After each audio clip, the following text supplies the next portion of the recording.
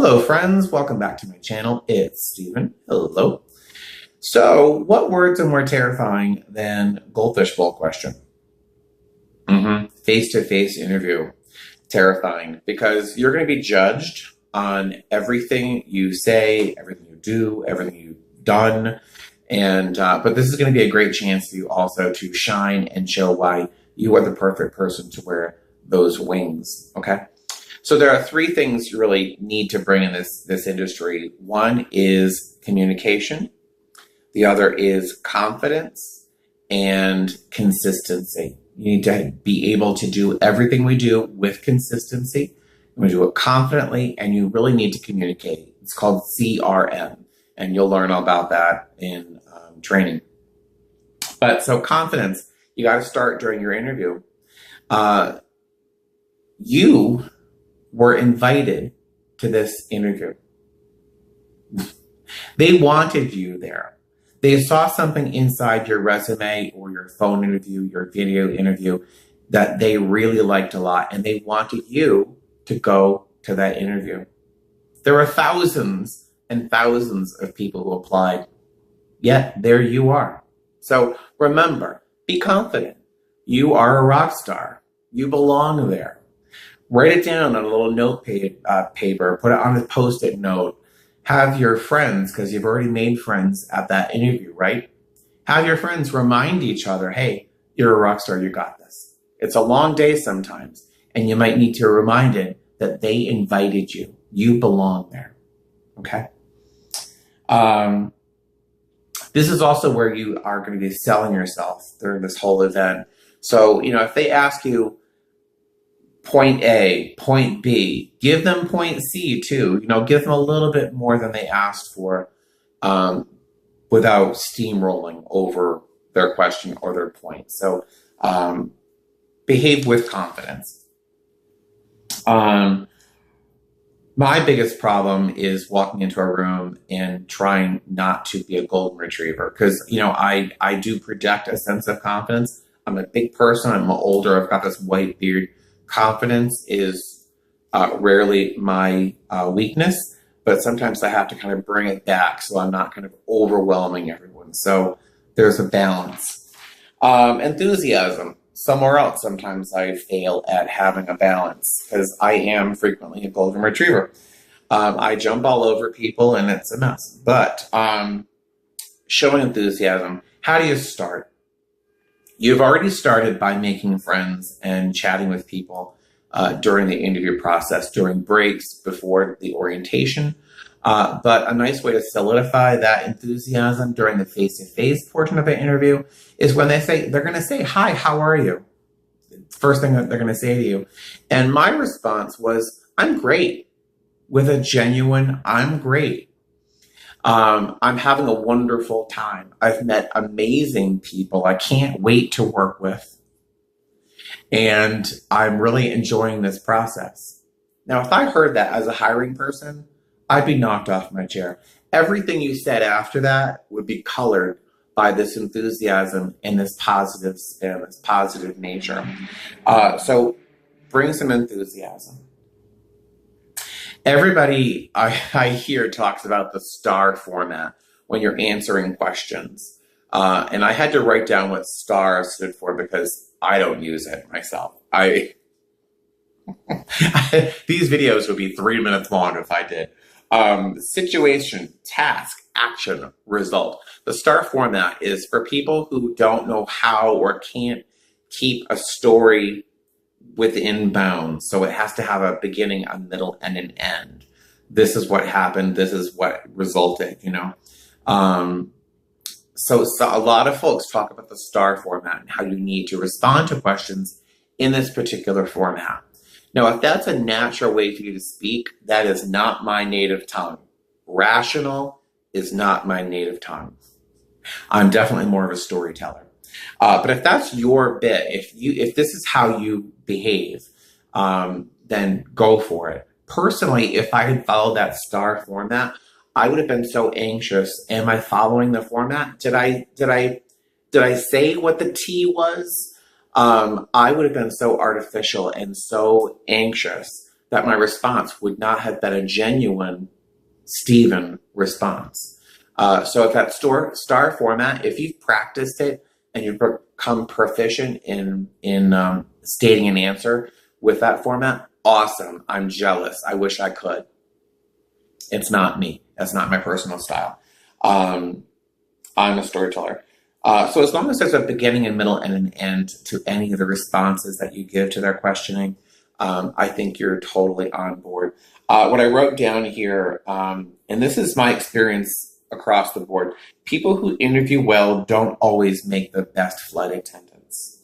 Anyone showing genuine caring and personality, if they're personable, is much more important than a format to an answer.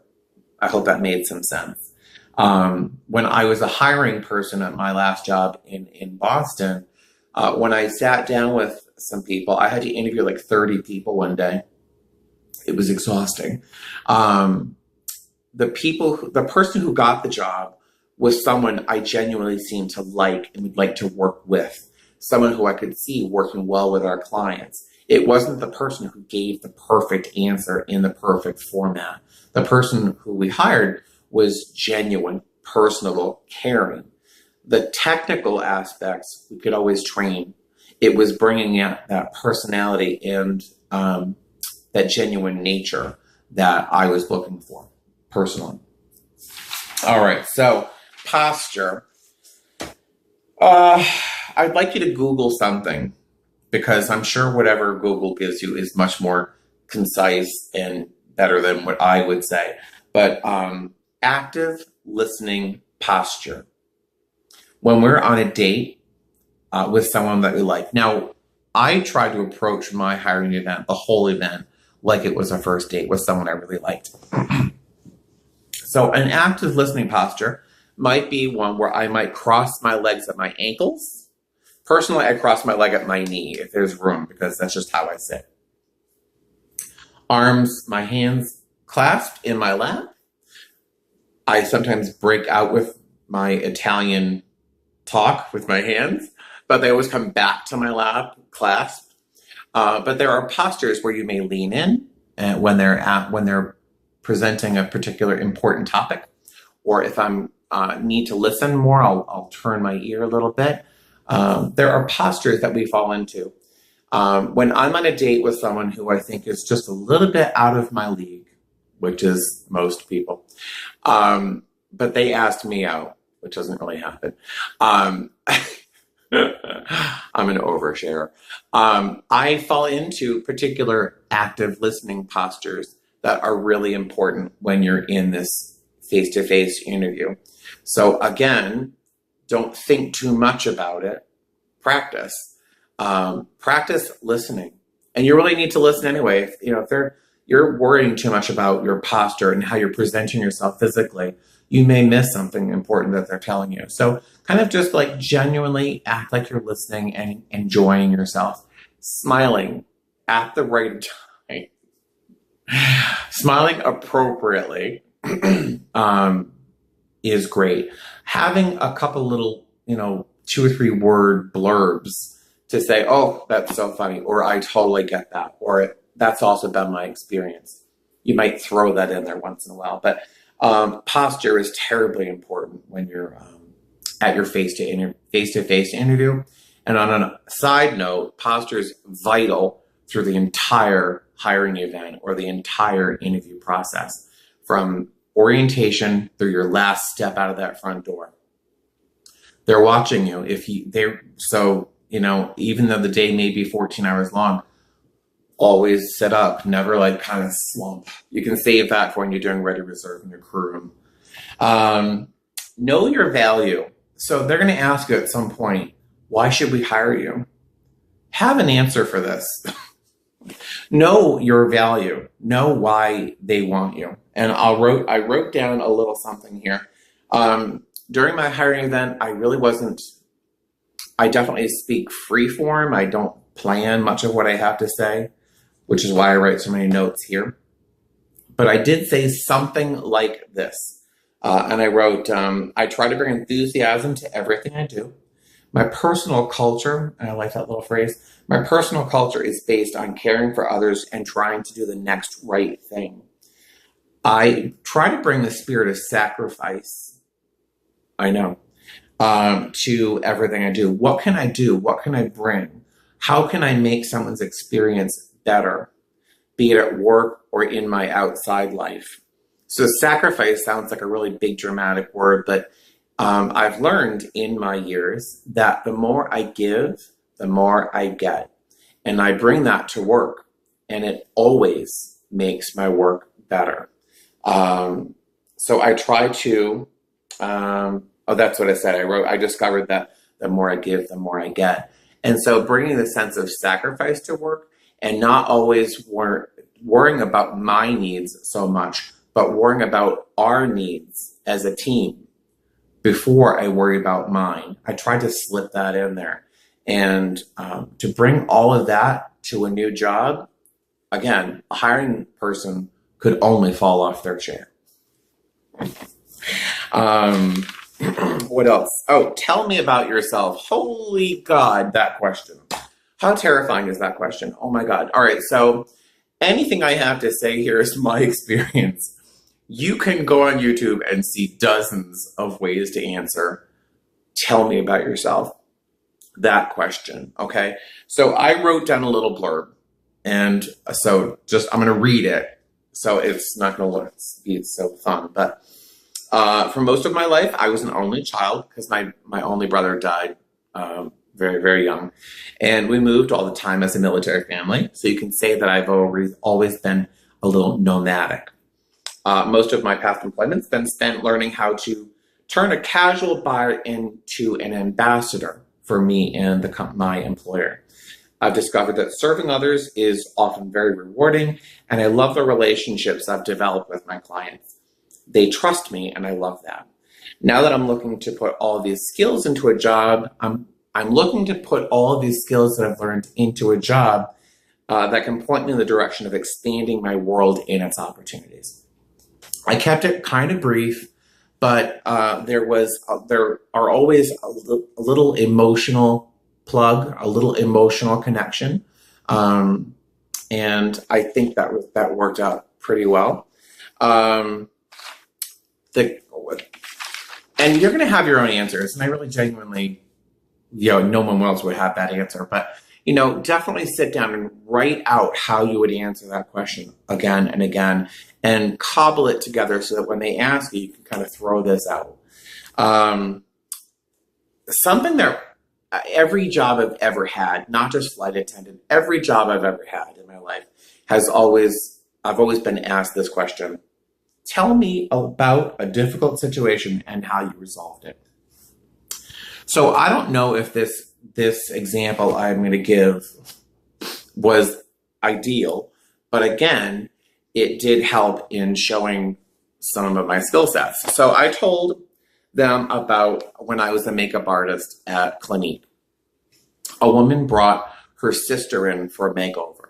This sister was kind of a unshapely woman. She was wearing a sweatshirt that may have been white at some point, but it's more pinkish now. And it had a big cat on the front of the decal, a cat decal on the front. And it wasn't an ironic sweatshirt that you get at Urban Outfitters. It was definitely a lived-in sweatshirt. And she had this kind of mullet haircut. And no makeup. And she was very sad looking. And I'm a talker, clearly. You've watched my videos, I'm a talker. So we sat down and I said, hey, so what's going on, blah, blah, blah. Why the makeover?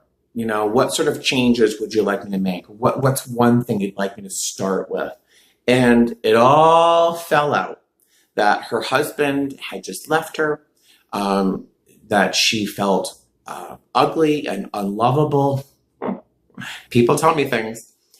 And she was having a difficult time, and that she really never felt pretty. And I said, let's fix that, And so in the process of doing her makeup and starting with skincare, because skincare is everything, we started talking about makeup and how it can kind of bring forth our ideal self. That cancer program, Look Good, Feel Better. So we started talking about the power of makeup and what a lipstick can do. You know, a little mascara, opening your eyes up.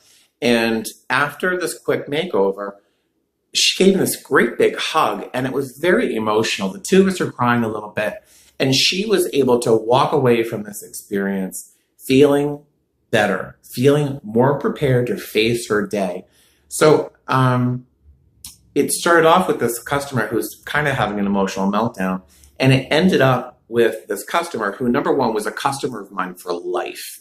She's still probably buying Clinique products. So it turned her into definitely a client, and that was a success. But in terms of being a good human being, I was showing care, love, and compassion, empathy, all things that you really need to have when you're a flight attendant. Because again, you never know why people are flying. It could be to celebrate something wonderful, go on vacation, have a nice time, but they may be going to a funeral, you know, and so you need to be able to pull these things out. So that's why I think my response was a good answer. And it was a good story. So, and why being a flight attendant? And that was my experience. That's what I shared. You're going to have your own answer. Don't use mine. Can you only imagine hundreds of people across the country telling them about a makeover they did at Clinique? All these recruiters would be like, did you hear this story? Why being a flight attendant? You know, again, you're going to have your own answer. For me, it was my little brother who did pass away very young. My grandmother tried to teach us how to make paper airplanes. I talked about this in another video. It's in my luggage. She tried to teach us how to make paper airplanes. And I remember that day. It was probably a week before he passed away.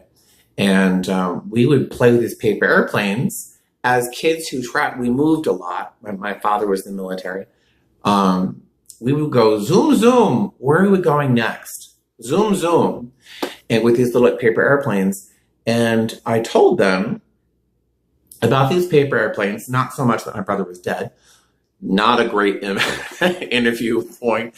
But we talked about these paper airplanes, and from childhood, the desire to go somewhere else, to experience something new, combined with my experience in retail, in caring for people, and my sense of volunteering, with my understanding of the word sacrifice for me, made it a perfect fit for a flight attendant. And that I understood this to be a lifestyle. And I was really looking forward to living that lifestyle. Another question you're frequently get. And that was my answer. Don't give my answer. Give your own answer. And why this airline? Oh, gee, right? That's, so I pulled my inspiration, my answers from their first Facebook page. I went to their Facebook page. I went to their website. I went to their Wikipedia page. I went to their YouTube, because my airline has a lot of YouTube videos, and the invitation itself that gave me a lot of information. So I just wrote some bullet points down as to some of the points I touched on when I answered the question, why this airline? I am drawn to the company culture. Now, our company culture is not one of refinement, one of elegance, one of being the elite. If you have a clue of who I work for, it's definitely not all of those. But our goal is to have friends fly with friends. And I use that phrase, friends flying friends, because that's frequently in our promotions or in our company culture. So I said it was a fun airline.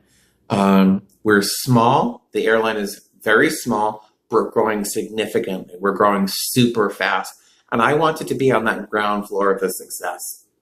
I wanted the seniority. I said, I want to make sure I got some good seniority so that in 5 years, I actually, have the lifestyle I want in this career. I knew how many airplanes that they had in their fleet, and I knew how many they had on order. Not difficult to find. You can find that on YouTube, on Wikipedia. I knew how many aircraft they had in 2014. I knew how many aircraft they had currently, and I knew how many aircraft we had on order. So I had an idea of how the company was going to grow, and it was enthusiastic and aggressive. And again, I wanted to be on the ground floor of that. I mentioned how much I appreciate our destinations. We have a lot of wonderful destinations. I would like to go to the Dominican Republic, and with our airline, still have enough money to spend when I get to the Dominican Republic. You know what I mean? Your answers may be very different. If you're going for Delta, you may say you want to work for the biggest and the best, because that might be the truth for Delta. You may, if you're flying for Delta, American, United, any of those larger legacy carriers, you might say that you want the ability to work domestic and international trips. You would like to enjoy seeing international destinations. Whatever fits your airline's image, those kinds of points, you would bring those out. But I got those points that I used from their Facebook page, their own website. Wikipedia was a huge help. So those are all the websites, the places that I got that information. Now, are you still smiling? Are you even still watching this? But are you still smiling in the interview process? After all of this, are you still smiling? Is your posture still good? Don't fall into complacency. Now, that last question that they'll ask frequently is, so do you have any questions for us? Man, I just never know what to ask. And in this case, I didn't. I really, honestly, I kind of froze. I didn't have, you could go on the internet. There's lots of questions there for you to ask. Personally, I did not have any questions for them because I was kind of frozen after all this effort of the face-to-face. But what I did say, and I kind of wrote this down because this does kind of is the spirit of what I did say. I couldn't think of anything, but I did say that between the orientation, presentations, and the other sources of information I have been given, that any of my questions had really already been answered. And that I really feel that this is the airline for me and that I would be a great fit. I would love this job. I would really like you to hire me. So tell them you want this job. Smile, have good posture, be genuine, warm, likable, and honestly, I can't imagine you not getting a conditional job offer. So after all of that, we in my hiring event, we were sent to a room called the decision room. The one woman who was sitting there on the front of the table had two highlighters, a pink and a blue one, and a piece of paper, and she would look down at her table, and apparently what was happening was people in the recruiting process were texting her yeses and nos to different people's names and things. And so she would highlight different people, and at a certain point she would say, hey, when I call your name, please stand up and come with me.